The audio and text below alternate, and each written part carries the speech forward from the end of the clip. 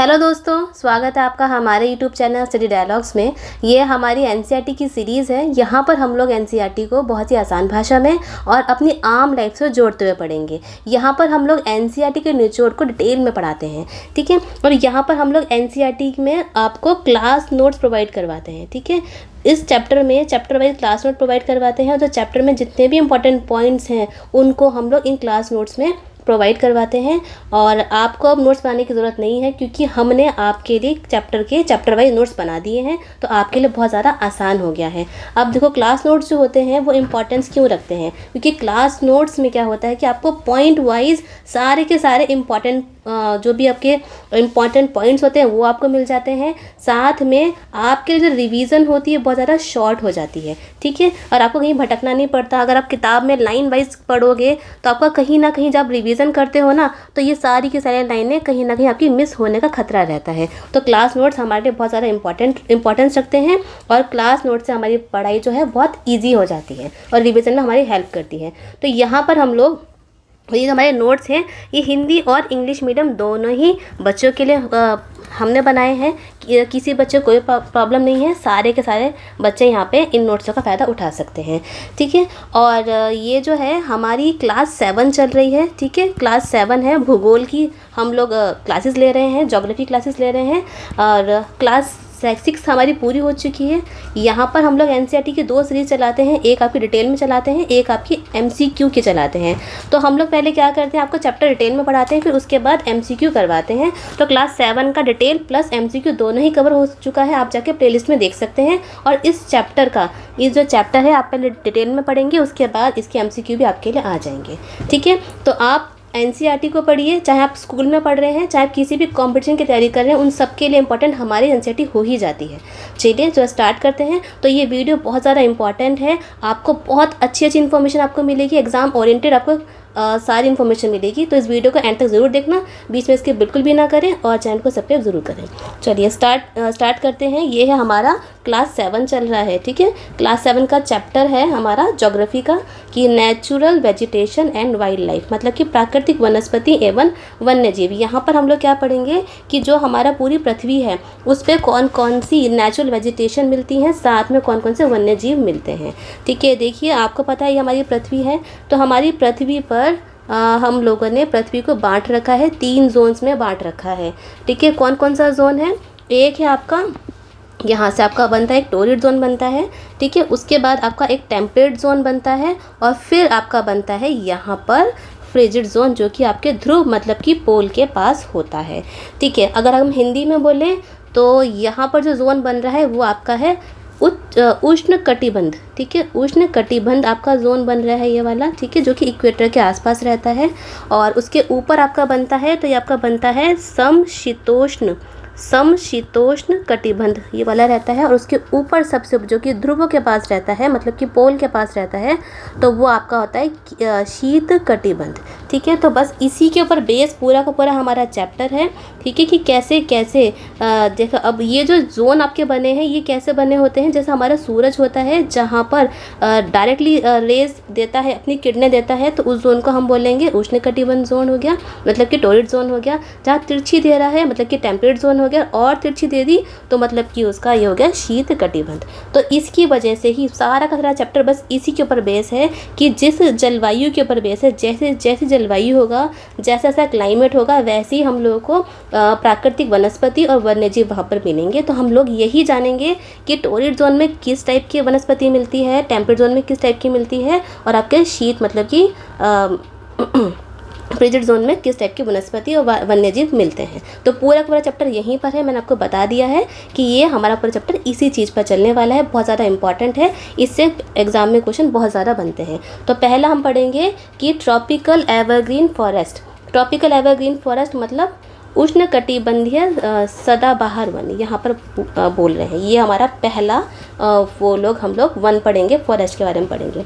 सबसे इम्पोर्टेंट बात ये है कि इसको हम लोग ट्रॉपिकल रेन फॉरेस्ट भी कहते हैं। इसको हम क्या बोलते हैं, ट्रॉपिकल रेन फॉरेस्ट भी कहते हैं, मतलब कि उष्ण कटिबंधीय वर्षा वन, ठीक है। अगर एग्जाम में आता है कि उष्णकटिबंधीय वर्षा वन या फिर ट्रॉपिकल रेन फॉरेस्ट का दूसरा नाम क्या है, तो हम बोलेंगे कि ट्रॉपिकल एवरग्रीन फॉरेस्ट है या फिर उष्णकटिबंधीय सदाबहार वन है, इसका पहला इसका आंसर हो गया, ठीक है। तो इसके दो नाम हो गए।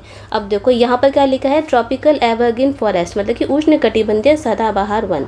अब देखो इसके नाम से हमें दिख रहा है कि सदाबहार है, हमेशा हमेशा यहाँ पर हरियाली रहती है, एवरग्रीन है, और ट्रॉपिकल है मतलब कि उष्णकटिबंधीय है। तो कहीं ना कहीं ये जो जोन है आपका इक्वेटर के पास रहता है, मतलब कि विषुवत रेखा के पास रहता है। देखो यहीं पर लिखा है कि ये कहाँ पर है, इक्वेटर के पास रहता है, और यहाँ से लेकर थोड़ा ट्रॉपिक्स तक जाता है, इस रेंज में ये रहता है, ठीक है। अब इस रेंज में रह रहा है तो यहाँ पर देखो जो सूरज है, जो हमारा सन है, वो डायरेक्टली यहाँ पर अपनी जो किरणें हैं वो डालता है। उसकी वजह से क्या होता है, अगर हम लोग और डीप में जाएं इसके पढ़ने के लिए, कि इसकी वजह से ये जो जोन है हमारा, ये जो एरिया होता है, ये एरिया गर्म हो जाता है। अब गर्म होने से क्या होता है कि यहाँ पर हवाएं ऊपर उठती हैं, ठीक है। हवाएं ऊपर उठ जाती हैं, ऊपर ठंडी होती हैं, फिर नीचे बारिश के रूप में गिर जाती हैं, ठीक है। बारिश के रूप में गिर जाती है कहाँ पर, यहाँ पर हवा आएंगी और नीचे बारिश के रूप में यहाँ पर गिर गई। तो यहाँ पर ये पूरा का पूरा ये जो ट्रॉपिकल एवरग्रीन आपका फॉरेस्ट है, उष्णकटिबंधीय सदाबहार वन है, ये इसी फेनोमेना पर थोड़ा बेस होता है, ठीक है। अब देखो ये लो प्रेशर, हाई प्रेशर, हवाओं का ऊपर उठना नीचे गिरना, ये सारा का सारा हम लोग पहले आपको जो हमारी वीडियोस आ रखी हैं उनमें आपको कवर करवा चुके हैं, आप जाके वहाँ देख सकते हैं, ठीक है। तो यहीं पर यही लिखा है कि These thick forests occur in the region near the equator। देखो यहाँ पर जहाँ पर रेगुलर बारिश हो रही है, लगातार बारिश हो रही है, दिन में 2 बार बारिश हो रही है, ठीक है। तो यहाँ पर बारिश मिल रही है, तो यहाँ पर आपको हरे भरे जंगल मिलेंगे, थिक फॉरेस्ट मिलेंगे, क्योंकि पेड़ों को उगने के लिए पानी की आवश्यकता होती है, जो कि इस रीजन में अवेलेबल है, ठीक है। तो इसीलिए इसको हम लोग एवरग्रीन फॉरेस्ट बोलते हैं। तो यहाँ पर हो गया कि थिक फॉरेस्ट मिल रहा है, ठीक है, इक्वेटर के पास मिल रहा है, कि घने जंगल मिल रहे हैं इस एरिया में, भूमध्य रेखा के पास, और उष्णकटिबंधीय के करीब क्षेत्र में पाए जाते हैं। अब देखो hot and receive heavy rainfall through out the year. अब देखो यहाँ पर ये गर्म होते हैं और साल भर भारी वर्षा प्राप्त करते हैं। जो कि आपको मैंने बताया कि इक्वेटर का रीजन है, विषुवत रेखा का रीजन है, भूमध्य रेखा का रीजन है, सन की जो रेज होती हैं डायरेक्टली इसी एरिया पे पड़ती हैं। तो ये जो एरिया है आपका ये गर्म रहता है, गर्म होने की वजह से हवाएं ऊपर उठती हैं, बारिश होती है, इसकी वजह से ये हैवी रेन, बहुत भारी वर्षा साल भर होती रहती है। इसकी वजह से यहाँ पर आपको बहुत घना जंगल मिल जाता है, ठीक है। ये हमारा पॉइंट हो गया। और दूसरी बात, एक इम्पॉर्टेंट बात ये भी है कि यहाँ पर जो पेड़ होते हैं, ठीक है, जो वन है, फॉरेस्ट है, वो अपनी पत्तियां नहीं गिराते हैं, ठीक है, नहीं गिराते हैं। अब क्यों नहीं गिराएंगे, अब देखो पत्तियां गिराने का उनका कोई मतलब ही नहीं है, क्योंकि जब उनको बारिश मिल ही रही है, पानी मिल ही रहा है, तो पत्तियां वो नहीं गिराते हैं। अब देखो जो पेड़ पत्तियां गिराते हैं, जैसे कि हम लोग अपने इंडिया में देखते हैं कि पतझड़ का मौसम होता है, पत्तियां नीचे गिरने लग जाती हैं। अब क्यों गिरने लग जाती हैं, क्योंकि ये वो टाइम होता है हमारी भारत में जब बहुत ज़्यादा गर्मी पड़ती है और पेड़ों के पास इतना पानी नहीं होता कि वो अपनी पत्तियों को रख सकें और उनको जीवन दे सकें। क्योंकि आपको पता होगा कि पत्तियों में से भी ट्रांसपिरेशन होता है पानी का। जब सूरज आता है तो ये जो पत्तियों का जो पानी होता है ये ऊपर उड़ जाता है, ठीक है। अगर पेड़ अपने ऊपर पत्तियां रखेगा तो जो पेड़ यहाँ से जितना पानी लेगा, ग्राउंड वाटर लेगा, भूमि से जितना पानी लेगा, वो सारा का सारा पानी इसकी पत्तियाँ ही उड़ा देंगी, तो पेड़ का जीवन कैसे रहेगा। तो इसी चीज़ के लिए पेड़ जो है वो अपनी पत्तियाँ गिरा देता है, जिससे कि वो अपने पानी को कंजर्व कर सके, संरक्षित रख सके। क्योंकि वो टाइम जब होता है जब बारिश नहीं होती है, तो पेड़ को जीना होता है, जीने की वजह से वो अपनी पत्तियाँ गिरा देता है। लेकिन ये जो कंडीशन है, ये कंडीशन आपकी ट्रॉपिकल रेन फॉरेस्ट में उल्टी हो जाती है, क्योंकि यहाँ पर रेगुलर हैवी रेनफॉल होती है, भारी वर्षा होती है, तो पेड़ों को ऐसा करने की ज़रूरत नहीं है। वो तो कहते हैं हमारे पास पानी बहुत ज़्यादा है, हम अपनी पत्तियाँ क्यों गिराएं। अगर हमारे यहाँ पे ट्रांसपिरेशन होता भी है तो होने दो, क्योंकि पानी तो रोज़ आता ही है हमारे पास। तो इसीलिए ये यहाँ पर अपनी पत्तियाँ नहीं गिराते हैं, ठीक है। अब देखो यहाँ पर इतनी ज़्यादा बारिश हो रही है, इतने ज़्यादा पेड़ हैं, बहुत ज़्यादा घना जंगल है, इसकी वजह से ये थिक कैनोपी बना लेते हैं। थिक कैनोपी का मतलब क्या हुआ कि एक ये अपनी बड़ी सी छतरी बना लेते हैं। जैसे एक पेड़ यहाँ हुआ, दूसरा पेड़ यहाँ हुआ, तीसरा यहाँ हो गया, फिर नीचे हो गया, ऐसे करते करते पूरे के पेड़ की छतरी बन जाएगी इस टाइप की। तो इस जो सूरज की किरणें होती हैं इस छतरी की वजह से वो अंदर तक ज़मीन तक नहीं पहुंच पाती हैं। ठीक है, यहाँ पर पूरा का पूरा क्या रहता है, एक अंधेरा सा रहता है। यहाँ पर अंधेरा सा रहता है, लगता है कि दिन है ही नहीं, लेकिन सच में दिन होता है। लेकिन इन पेड़ों की छतरी की वजह से, इनके पेड़ों की छतरी इतनी ज़्यादा मोटी होती है कि सूरज की रोशनी अंदर जा ही नहीं पाती है। तो इन जंगलों में हमें दिन के टाइम पर भी अंधेरा ही दिखता है, लगता है रात है। तो यही चीज़ यहाँ बोली गई है कि थिक कैनोपी जो है वो इतनी पास होती है कि जो सनलाइट होती है वो पेनिट्रेट ही नहीं कर पाती है दिन के टाइम पर। तो ये हो गया हमारा एक कैरेक्टरिस्टिक और हो गया हमारा। और नेक्स्ट है, अब यहाँ पे कौन से टाइप के बोले तो वनस्पति पाई जाती हैं, कौन से टाइप के वृक्ष पाए जाते हैं। तो कौन से टाइप के हैं, ये है रोजवुड, एबोनी, महागनी। ठीक है, मतलब कि महागोनी, आबनूस, ये सारे के सारे इस टाइप के ट्रीज़ इंपॉर्टेंट हैं। ये आपके क्वेश्चन बन के आ सकते हैं। ठीक है, तो यहाँ पर हमने क्या कंप्लीट कर लिया, यहाँ पर हमने कंप्लीट कर लिया ट्रॉपिकल एवरग्रीन फॉरेस्ट, मतलब कि उष्णकटिबंधीय सदाबहार वृक्ष जो कि इक्वेटर के आसपास पाए जाते हैं। चलिए अब देखो, यहाँ पर हमारा जो चैनल है यहाँ पर आपको सीरीज़ मिल जाती हैं। तो पहली सीरीज़ है हमारी जीएस की एमसीक्यू की, जहाँ पर कि हम लोग रेगुलरली आपके लिए 8 क्वेश्चन लेकर आते हैं। और ये वो क्वेश्चन है जो कि करंट अफेयर, जो कि न्यूज़ में बने रहते हैं। न्यूज़ से हम लोग इंपॉर्टेंट क्वेश्चंस बना के लाते हैं जो कि आपके एग्जाम में आ सकते हैं। नेक्स्ट सीरीज़ हमारी पॉलिटी की, जहाँ पर कि हम लोग रेगुलरली आपको 10 एमसीक्यूज़ कराते हैं, मतलब कि राज व्यवस्था की है। राज व्यवस्था हमारे लिए इंपॉर्टेंट हो गई है क्योंकि आजकल राज व्यवस्था से बहुत क्वेश्चन आ रहे हैं और बच्चों को इस पॉलिटी में बहुत ज़्यादा कन्फ्यूज़न रहता है। तो वही कन्फ्यूज़न हम लोग आपको क्वेश्चंस के रूप में क्लियर करवाते हैं। ठीक है, अब हमारी तीसरी सीरीज़ है एनसीईआरटी की। देखो एनसीईआरटी जो आपको मैं पढ़ा रही हूँ डिटेल में, यहाँ पर हम लोग डिटेल में पढ़ाते हैं चैप्टर को, फिर उससे बने हुए एमसीक्यूज़ करवाते हैं।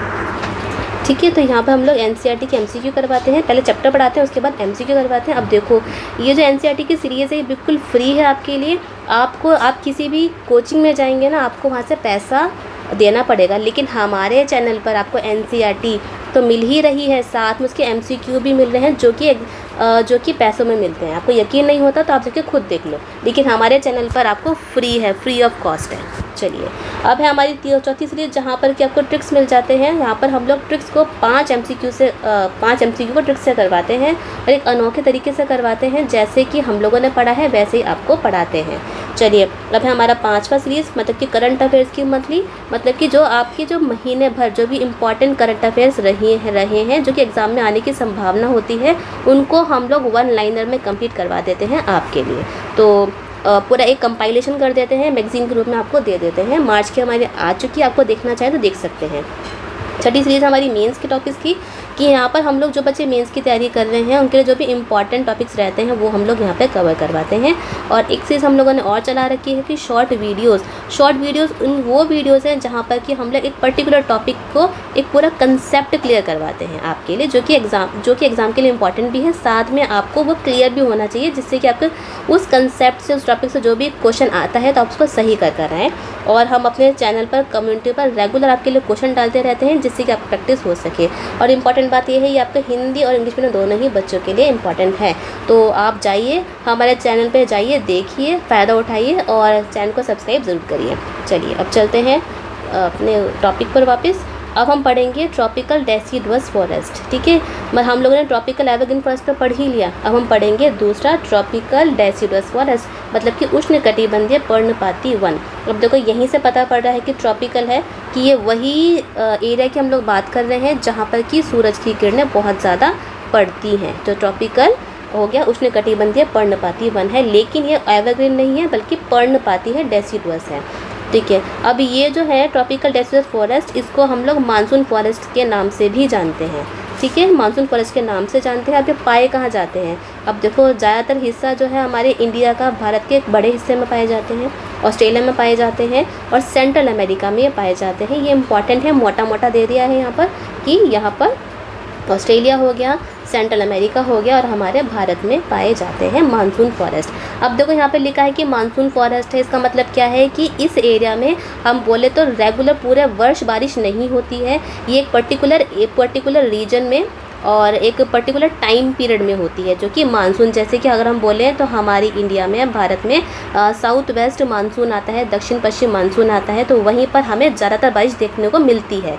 तो इसी टाइप के जहाँ पर कि मानसून की बारिश होगी एक पर्टिकुलर टाइम, जैसे कि हमारे यहाँ पर 4 महीने तक बारिश होती है मानसून की, ठीक है। तो वहाँ पर उस टाइम पर जो पेड़ होते हैं हमारे वो हरे भरे हो जाते हैं, क्योंकि उनको पानी की कमी नहीं होती है। लेकिन ये जब ये बारिश चली जाती है, मानसून चला जाता है, तो बारिश पूरे साल कभी उससे होती है कि लौटा मानसून हो गया, ठीक है, और कभी वेस्टर्न डिस्टर्बेंस से होती है, तो कभी होती तो है लेकिन बहुत कम होती है, ठीक है। ये वही रीजन की बात कर रहे हैं, इसलिए यहाँ के जो पेड़ होते हैं, ठीक है, उनको रेगुलर पानी नहीं मिलता है, एक पर्टिकुलर टाइम पे पानी मिलता है। तो यही वाली बात है, इसलिए हम लोग यहाँ पे इनको मानसून फॉरेस्ट बोलते हैं। चलिए नेक्स्ट पॉइंट पे चलते हैं। These trees shade there leaves in a dry season two conserve water. अब देखो, जो मैंने आपको बताया कि ये जो वृक्ष हैं अपनी पत्तियाँ गर्मी की ऋतु में गिरा देते हैं जल को संरक्षण करने के लिए, क्योंकि यहाँ पर इस रीजन में ट्रॉपिकल डेसिडस फॉरेस्ट में क्या होता है कि यहाँ पर पानी आपको रेगुलरली पूरे साल नहीं मिलता है, एक पर्टिकुलर टाइम पर मिलता है। तो तब टाइम पर मिल रहा है, मानसून के टाइम पर मिल रहा है, तो वहाँ पर पत्तियाँ हरी हो जाती हैं, पेड़ पौधे हरे हो जाते हैं। लेकिन उसके बाद ग्रीष्म ऋतु आती है, ड्राई सीज़न आता है, तो अपने आप को ज़िंदा रखने के लिए ये जो पेड़ होते हैं, ठीक है, आपने देखा भी होगा कि पतझड़ का मौसम आ गया तो ये पेड़ जो है अपनी पत्तियां नीचे गिरा देते हैं, जिससे कि वो ज़िंदा रह सकें, क्योंकि पानी आ नहीं रहा है नेचुरली, ये लोग नीचे ग्राउंड वाटर से ले रहे हैं। तो उसका ट्रांसपिरेशन रोकने के लिए पत्तियों पे से पानी को ट्रांसपिरेशन मतलब कि इवेपोरेशन रोकने के लिए जो पेड़ हैं वो अपनी पत्तियाँ नीचे गिरा देते हैं, ठीक है।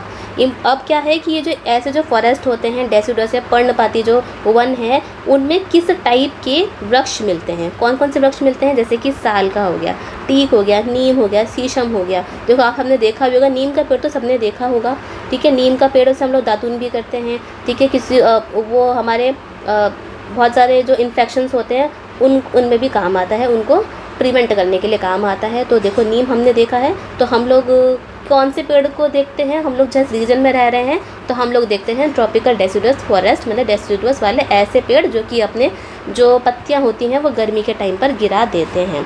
अब यहाँ पर कौन से जानवर पाए जाते हैं, ठीक है, कौन सा वन्य वाइल्ड लाइफ पाई जाती है, तो यहाँ पर आपको मिलेगा tiger, lions, elephant, langurs, monkeys, मतलब कि शेर, हाथी, बंदर, लंगूर, चीता, ये सारा का सारा यहाँ पर इस एरिया में मिलता है। तो बंदर सबने देखा होगा, लंगूर भी देखा होगा, हाथी भी देखा होगा, और शेर, चीता आपने जू में देखा होगा।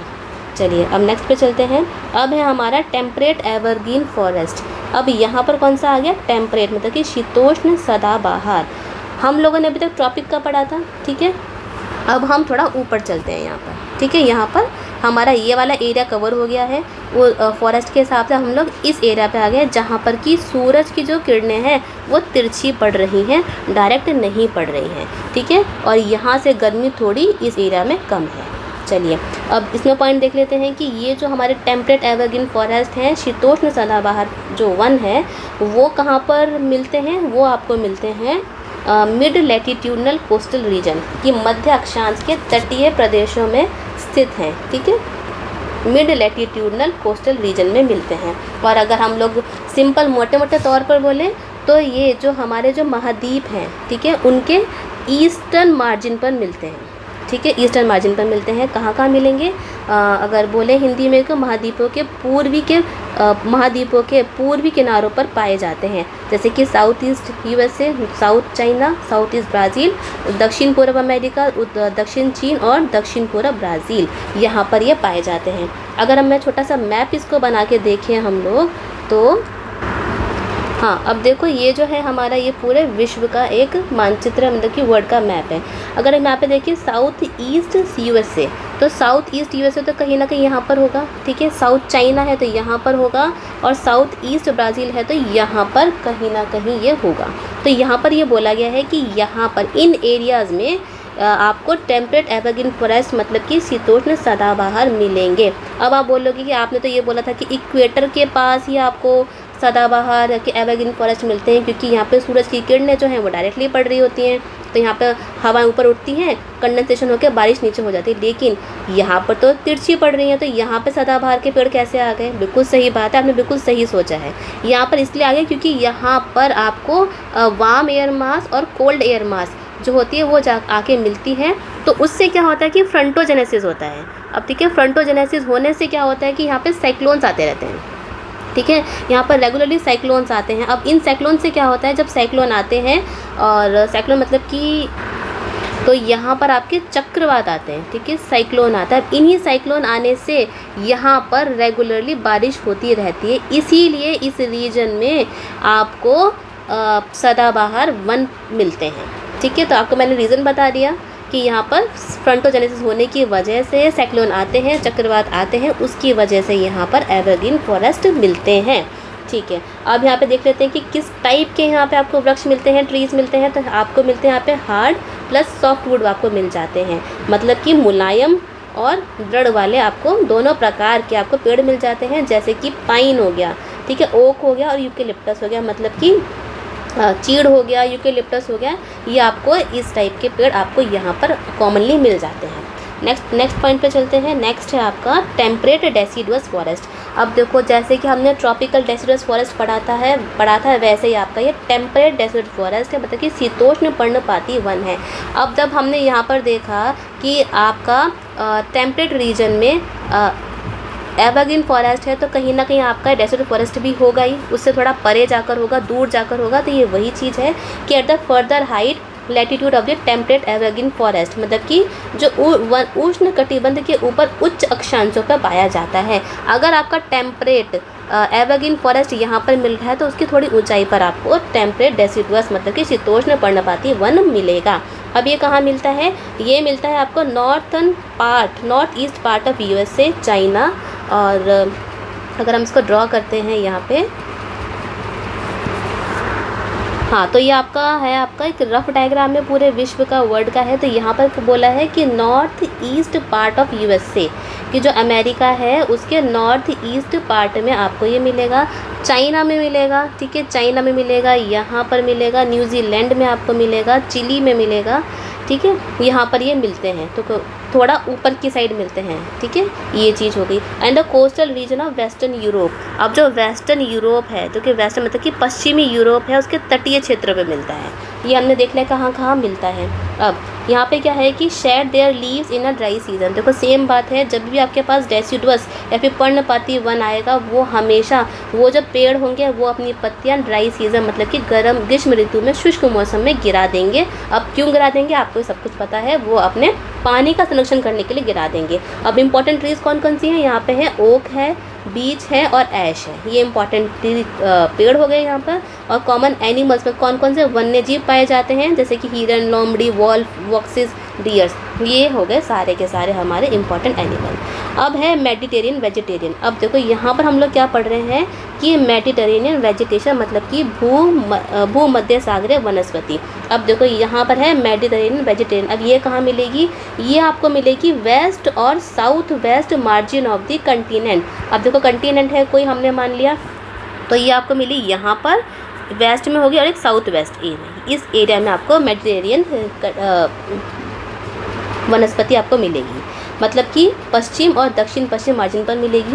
और ज़्यादातर अगर इसको बोले, ये तो हो गया ज़्यादातर आपको बोलें, और आपको पता है कि जो मेडिटेरियन रीजन है वो आपका यहाँ पे कहीं पड़ता है, यहाँ पर पड़ता है। मेडिटेरियन रीजन अफ्रीका और यूरोप के बीच में पड़ता है। तो ये आपको मिलता है यूरोप, अफ्रीका, एशिया, ठीक है। यूरोप हो गया, ऊपर साइड यूरोप है, ये अफ्रीका है और यहाँ पर आपका एशिया है। तो इन सभी एरिया में आपको मेडिटेरेनियन सी के पास मतलब कि जो भूमध्य सागर है आपका, उसके आसपास जो भी वनस्पति पाई जाएगी वो आपकी मेडिटेरियन टाइप की होगी। यहाँ पर हम लोगों ने ये पढ़ लिया। अगर बच्चे होंगे वो देख के ये बोलेंगे कि मेडिटेरियन वेजिटेशन का मतलब ये हो गया कि जो भूमध्य सागरों के आसपास जो भी वनस्पति पाई जाएगी वो भूमध्य सागरीय वनस्पति होगी। लेकिन ये भी इम्पॉर्टेंट है कि ये यहाँ पे नहीं बल्कि और जगहों पे भी पाई जाती है। क्वेश्चन में अगर पूछा जाएगा क्या मेडिटेरियन वेजिटेशन केवल आपको भूमध्य सागरीय क्षेत्रों के आसपास ही पाई जाती है, तो आप बोलेंगे नहीं, वहाँ तो पाई ही जाती है, साथ में जो हमारे महाद्वीप हैं उनके पश्चिमी और दक्षिण पश्चिम मार्जिन पर भी पाई जाती है। तो यहाँ से हमारा इंपॉर्टेंट पॉइंट हो जाता है। अब एक इम्पॉर्टेंट बात ये भी है कि इसका एक करेक्टरिस्टिक है, बहुत इंपॉर्टेंट करेक्टरिस्टिक ये है कि ये आपको गर्म ड्राई समर में मतलब कि गर्म शुष्क ग्रीष्मकाल और हल्की बारिश होती है यहाँ पे, ठीक है। माइल्ड रेनी विंटर होती है, ठीक है। मतलब कि जबकि जो समर्स होंगी, जो गर्मियाँ होंगी, वहाँ पर तो बारिश बिल्कुल भी नहीं होगी, बहुत ज़्यादा शुष्क होगी, सूखा सा होगा।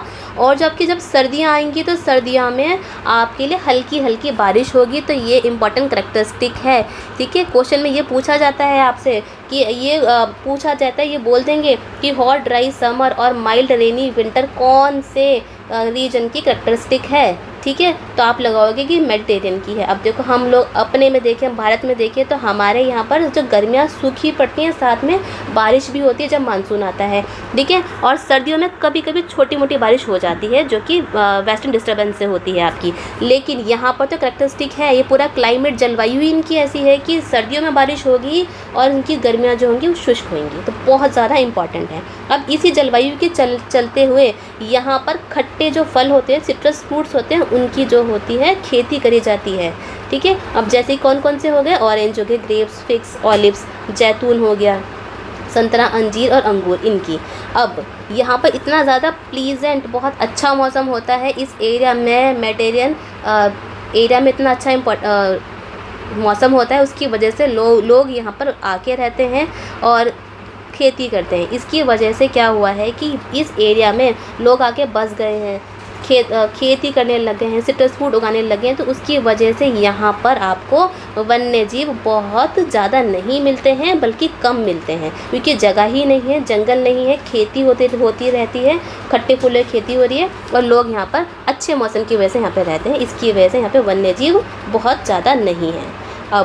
अब यहाँ पर देखो, यहाँ पर क्या बोला गया है कि जो समर होती हैं, जो गर्मियाँ होती हैं, वो ड्राई होती हैं। अब ड्राई होने की वजह से क्या है कि यहाँ पर बारिश नहीं होती है, तो वहाँ के जो पेड़ हैं वो अपनी पत्तियाँ क्या करेंगे, उस टाइप से अडॉप्ट कर लेंगे, मॉडिफाई कर लेंगे। तो यहाँ पर जो पत्तियाँ होती हैं, पहली बात तो ये है कि इनकी जो छालें होती हैं, इन पेड़ की जो छाल होती है, ऊपर की जो छाल होती है वो एक मोटी लेयर होती है, जिससे कि, ठीक है, इन पेड़ों की जो छाल है वो मोटी होती है, जिससे कि इनकी पेड़ों की छालों से भी पानी इवेपोरेट ना हो। दूसरा, यहाँ पर जो पत्तियाँ होती हैं, बड़ी बड़ी पत्तियाँ, उन पे मोम की लेयर आ जाती है, ठीक है। मोम की लेयर आ गई, क्यों आ गई, जिससे कि पानी ऊपर ना उड़ जाए, ठीक है। लेयर आ गई पानी ऊपर की, जिससे कि यहाँ पे पानी ऊपर ना उड़ जाए और जिससे कि उनका जो वाष्पीकरण है वो कम हो जाए। जैसे कि हम लोगों ने देखा होगा रेगिस्तान में भी इसी टाइप के आपको पेड़ पौधे मिलते हैं, जहाँ पर कि उनकी पत्तियाँ छोटी होती हैं, ठीक है, कांटेदार होती हैं। ऐसे कांटेदार कैक्टस की पत्तियाँ होगी, कांटेदार होती हैं, साथ में कुछ कुछ पत्तियों पे मोम की लेयर भी होती है। अब वो मोम क्यों होता है, ऐसा नहीं किसी ने जाकर उनके मोमबत्ती घिस दी है, मोम लगा दी है, ऐसा कुछ नहीं है। वो नेचुरली ही हमारे भगवान ने, ठीक है, वहाँ पर उन पत्तियों को, जिससे कि उनका इवेपोरेशन ना हो, पेड़ को पानी की कमी ना हो, उन पर नेचुरली एक मोम की लेयर लगा के दी है। तो इस टाइप की जो पत्तियां हैं वो भी हमें मेडिटेरियन रीजन में मिल जाती हैं, भूमध्य सागर रीजन में मिल जाती हैं। अब यहाँ पर इतना ज़्यादा जो होता है, खट्टे फलों की बागानी होती है, तो इसलिए इस एरिया को हम लोग दुनिया के बागों के नाम से भी जानते हैं, मतलब कि ऑर्किड ऑफ द वर्ल्ड के नाम से भी जानते हैं। बहुत ज़्यादा इम्पॉर्टेंट है मेडिटेरियन रीजन से। इस जो टॉपिक मैंने आपको पढ़ाया है, इससे बहुत सारे क्वेश्चन अक्सर पेपर में बनते हैं। तो जितनी पॉइंट आपको बता रही हूँ, आप इसको नोट करते जाइए, बहुत ज़्यादा इंपॉर्टेंट है। अब हम चलते हैं कॉनीफेरस फॉरेस्ट पे, मतलब कि शंकुधारी वन पे। अब देखो शंकुधारी वन क्या हो गए, ये वो वन है, देखो वो वन है जो कि आपको 50 से लेकर 70 डिग्री नॉर्थन हेमिस्फीयर में मिलेंगे, मतलब कि उत्तरी गोलार्ध के उच्च अक्षांशों पे मिलेंगे, मतलब कि 50 से लेकर 70 डिग्री नॉर्दर्न लैटिट्यूड पे आपको मिलेंगे। अब यहाँ पे कॉनीफेरस का मतलब क्या है कि शंकुधारी की इस टाइप के कोन की तरह उनकी जो शेप होती है, ठीक है, मतलब कि कोन की तरह, शंकुधारी की तरह। देखो आपने पेड़ भी देखा होगा, इस टाइप के जो पेड़ होते हैं, इस टाइप के, ठीक है, उनके कोन की तरह शेप होती है। तो वो हमें कहाँ मिलते हैं, कॉनीफेरस। देखो कॉनीफेरस से मतलब पता पड़ा आपको, कोन की तरह शेप वाले पेड़ हो गए, 50 से लेकर 70 डिग्री पे, ठंडे लैटिट्यूड पर ये होते हैं, बहुत ज़्यादा ठंड होती है इसीलिए ये। और इसका दूसरा नाम क्या है, टैगा, टाइगा इसका नाम है, दूसरा टैगा भी बोलते हैं। अगर आपके पेपर में आए कि टैगा का दूसरा नाम कौन सा है, तो हम बोलेंगे कॉनीफेरस फॉरेस्ट यहाँ पर मिलते हैं। अब और चलते हैं, यहाँ पर tall softwood evergreen forest very useful. अब यहाँ पर क्या है, सॉफ्टवुड मतलब कि एक बोले तो मुलायम सदाबहार वाले पेड़, यहाँ पर मिलते हैं। अब सॉफ्टवुड है तो ये बड़ी मुलायम सी लकड़ी होती है जिसको कि हम लोग लुगदी बनाने में काम आते हैं, पल्प बनाने में काम आता है। साथ में जो न्यूज़ प्रिंट है, पेपर है, उसको बनाने में काम आता है। और जो हमारी माचिसें होती हैं, उनकी जो डंडियाँ होती हैं, उन डंडियों में भी इस वुड का यूज़ करा जाता है। ठीक है, जो माचिस होता है ना, माचिस के पीछे की डंडी होती है, उसको भी एक सॉफ्टवुड से बनाया जाता है। तो वही सॉफ्टवुड यहाँ पर यूज़ करी जाती है। अब यहाँ पे क्या है, अब इस एरिया में कहीं ना कहीं, क्योंकि यहाँ पे क्लाइमेट अलग है, ठीक है, सूरज की किरणें अलग तरीके से जा रही हैं, तो यहाँ पे कहीं ना कहीं पेड़ भी कुछ अलग तरीके के होंगे। तो कौन कौन से पेड़ मिल रहे हैं, वृक्ष मिल रहे हैं, तो वो है चीड़ के, पाइन के और सिदार के। चीड़, देवदार के पेड़ मिल रहे हैं। अब देखो यहाँ पर शंकुधारी वृक्ष, अब देखो 30 मीटर की ऊंचाई तक, 30 मीटर की ऊंचाई तक आपको क्या मिलेगा, शंकुधारी वृक्ष मिलेंगे, मतलब कि इस टाइप के वृक्ष आपको मिलेंगे। और जब आप 10 मीटर पे जाओगे तो आपको चौड़ी पत्तियों वाले वृक्ष मिलेंगे, ऐसी वृक्ष जिनकी पत्तियां चौड़ी हैं। अब यहाँ पर पत्तियां चौड़ी क्यों हैं, क्योंकि यहाँ पर ऐसी गर्मी है ही नहीं, इवेपोरेशन ज़्यादा है ही नहीं, तो यहाँ के पेड़ जो हैं अपनी पत्तियाँ चौड़ी रख सकते हैं। ठीक है, जब धूप पड़ ही नहीं रही है, क्योंकि सूरज की किरणें जो हैं वो तिरछी पड़ रही हैं, तो ज़्यादा धूप नहीं है, तो इनको डर नहीं है अपने इवेपोरेशन का, तो इसलिए यहाँ पर पत्तियाँ जो हैं वो चौड़ी हैं। अब अगर रेगिस्तान में देखें तो वहाँ की पत्तियाँ कांटेदार होती हैं और छोटी होती हैं, क्योंकि उनको अपने इवेपोरेशन का डर होता है पानी के, तो वो अपनी पत्तियाँ छोटी और कांटेदार कर लेते हैं। अब यहाँ पे कॉमन एनिमल्स कौन से हैं, वो है silver fox, mink, polar bears, ध्रुवीय भालू, मिंक और सिल्वर फॉक्स यहाँ पर कॉमनली मिल जाते हैं। अब देखते हैं हम लोग ट्रॉपिकल ग्रासलैंड। अब देखो यहाँ पे हमने वन तो देख लिए, फॉरेस्ट देख लिए, अब हम पढ़ते हैं उष्णकटिबंधीय घास के मैदान। अब इनमें से क्वेश्चन आपके लिए बन जाता है। अब ये उष्णकटिबंधीय घास के मैदान वो है जहाँ पर कि वेजिटेशन जो होती है वो एक ग्रास होती है, मतलब घास यहाँ पे ज़्यादातर पाई जाती है। और ये जो घास है आपको मॉडरेट से लेकर लो अमाउंट ऑफ रेनफॉल में मिलेगी, मतलब कि जो रेनफॉल है, जो बारिश है, वो आपको मध्य से कम वर्षा के रूप में मिलेगी। ज़्यादा बारिश नहीं होती है, क्योंकि ज़्यादा बारिश होगी तो फॉरेस्ट हो जाएगा। तो यहाँ पर इस एरिया में आपको ट्रॉपिकल ग्रासलैंड में, ठीक है, ट्रॉपिकल ग्रासलैंड यहाँ पर है, क्योंकि इस एरिया में आपको क्या मिल रहा है, एवरग्रीन फॉरेस्ट मिल रहे हैं। तो इसके थोड़े ऊपर के एरिया में आपको ग्रासलैंड मिलेगा, जहाँ पर कि बारिश थोड़ी कम है। अब ये जो ग्रासेस होती हैं, ये जो घासें हैं, वो बहुत बड़ी होती हैं, जैसे कि 3 से लेकर 4 किलोमीटर तक की हाइट का होता है। एग्जाम्पल अगर हम बोलें तो आपका सवाना ग्रासलैंड है, जिसकी घास जो होती है बहुत लंबी है। अब देखो ये जो आपका मिलता है, ये जो ग्रासलैंड आपको मिल रहे हैं, ये इक्वेटर के दोनों साइड मिल रहे हैं और एक्सटेंड टिल द ट्रॉपिक्स। देखो ट्रॉपिक ऑफ कैंसर मतलब कि कर्क रेखा हो गया, और ट्रॉपिक ऑफ कैप्रिकॉर्न मतलब कि मकर रेखा, तो यहाँ तक आपको मिल जाते हैं ये आपके घास के मैदान।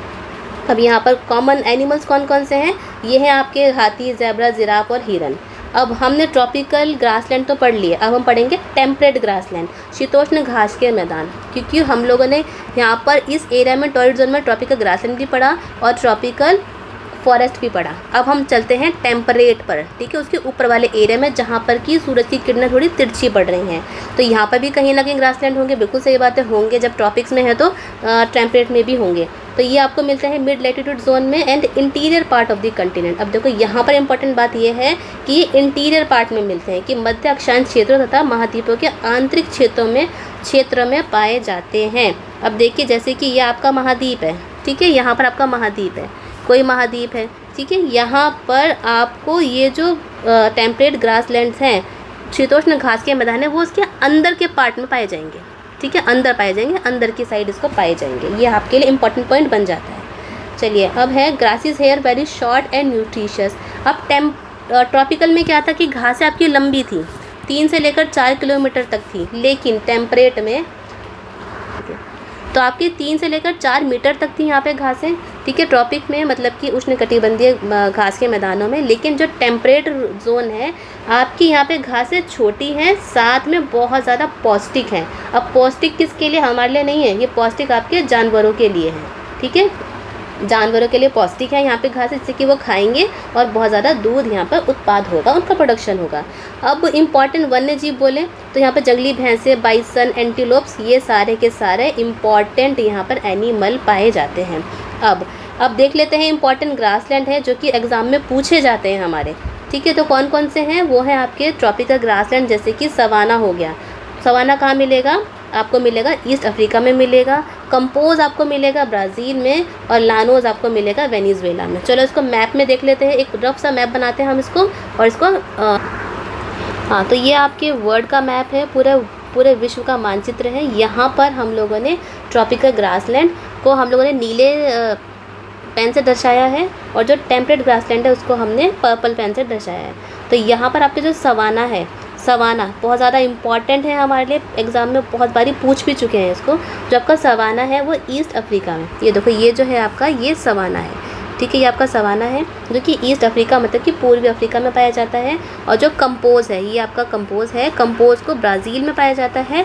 और जो लियानोज या फिर लानोज जो है वो आपका वेनेजुएला में पाया जाता है। इम्पॉर्टेंट है, एग्ज़ाम में आ जाता है पूछने के लिए, पूछते हैं कि क्या ये ट्रॉपिकल ग्रासलैंड है या फिर ये आपका टेम्परेट ग्रासलैंड है।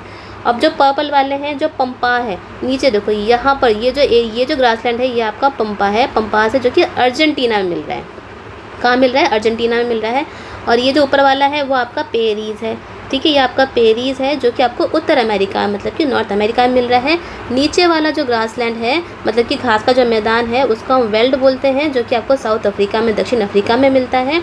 और जो डाउन्स है जो कि ऑस्ट्रेलिया में आपको मिल रहा है। तो ये इंपॉर्टेंट ग्रासलैंड है, बहुत ज़्यादा इंपॉर्टेंट है, इससे एग्जाम में क्वेश्चन बन के आते हैं, तो इसको ज़रूर नोट कर लीजिए। जो लोकेशन मैंने आपको दिखाया आप ये भी नोट कर सकते हैं, अपने कॉपी पे इसको ज़रूर ड्रॉ कर लीजिए।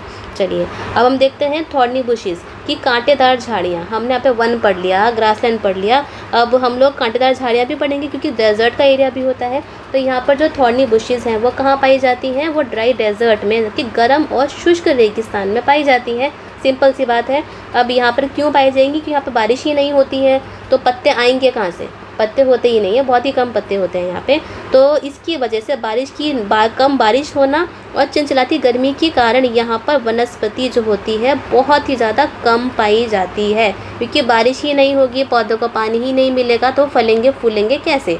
अब जैसे कि आपने देखा होगा कि बारिश से पहले जब हमारे यहाँ पर मानसून आता है, उससे पहले जो पेड़ होते हैं आपके, वो जो पेड़ होते हैं उन पर पत्ते नहीं होते हैं, बहुत ही कम पत्ते होते हैं। लेकिन बारिश जैसी आ जाती है तो वो पेड़ जो है वो हरे भरे हो जाते हैं। तो यहाँ पर हम लोग क्या इंटरप्रिटेशन निकालते हैं कि बारिश जो होती है पेड़ों के फलने फूलने के लिए बहुत ज़्यादा ज़रूरी होती है। तो जहाँ पर बारिश है वहाँ पर आपको वेजिटेशन बहुत ज़्यादा मिलेगी, वनस्पति बहुत ज़्यादा मिलेगी। लेकिन जहाँ पर बारिश नहीं है वहाँ पर आपको वेजिटेशन बहुत ही कम मिलेगी। जैसे कि हम लोगों ने बताया इक्वेटर पर आपको एवरग्रीन फॉरेस्ट मिलता है और रेगिस्तान में आपको बहुत ज़्यादा कम स्केंटी रेन होने की वजह से स्कार्स आपको वेजिटेशन वनस्पति मिलती है।